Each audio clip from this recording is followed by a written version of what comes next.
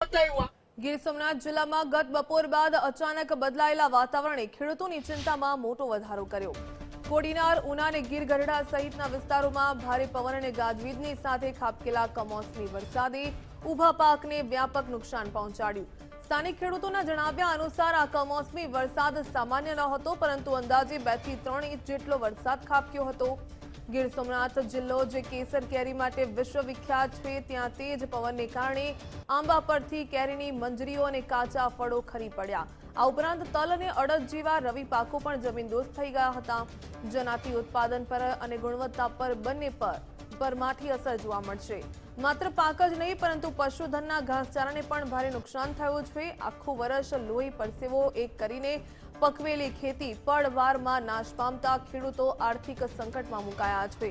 દેવાના બોજ હેઠળ દબાયેલા ખેડૂતો હવે સરકારની પાસે આશાભરી નજરે જોઈ રહ્યા છે। જગતના તાતે માંગ કરી છે કે સરકાર તાત્કાલિક ધોરણે નુકસાનીનો સર્વે કરાવી યોગ્ય વળતર જાહેર કરે, જેથી તેઓ આ મુશ્કેલ પરિસ્થિતિમાંથી બહાર આવી શકે। ગીર સોમનાથમાં છેલ્લા 2 દિવસથી જે કમોસમી વરસાદ વરસી રહ્યો છે, જેને લઈને ખેડૂતોને જે મોઢે આવેલો કોળિયો છે તે છીનવાઈ રહ્યો છે।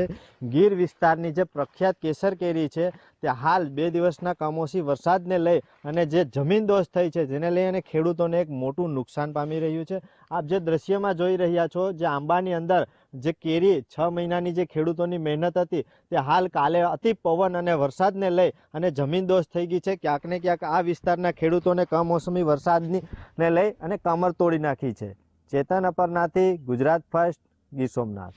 વરસાદ બહુ એકદમ પડવાથી ખેડૂતોને માટે મોટું નુકસાન થયું છે। આ આંબાની જાત છે, આંબાનો કેરી છે, આ ખાખડીઓ પડી ગઈ છે। આ તમામ આંબાઓમાંથી આવું રીતનું નાનું મોટું નુકસાન થયેલું, જબરું નુકસાન થયેલું છે ખેડૂતો માટે। કેટલા 85% જેટલું મોટું નુકસાન થવા પામેલું છે।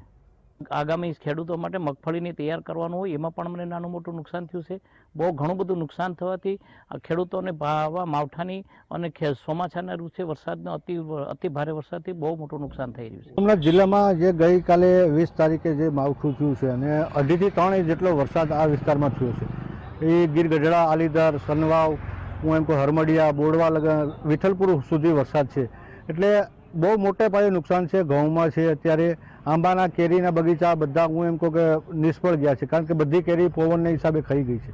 એટલે સરકારને હું વિનંતી કરું છું ખેડૂત તરીકે કે આ વિસ્તારમાં થોડીક વહેલા તકે સર્વે કરાવે અને ખેડૂતોને સહાય ચૂકવે।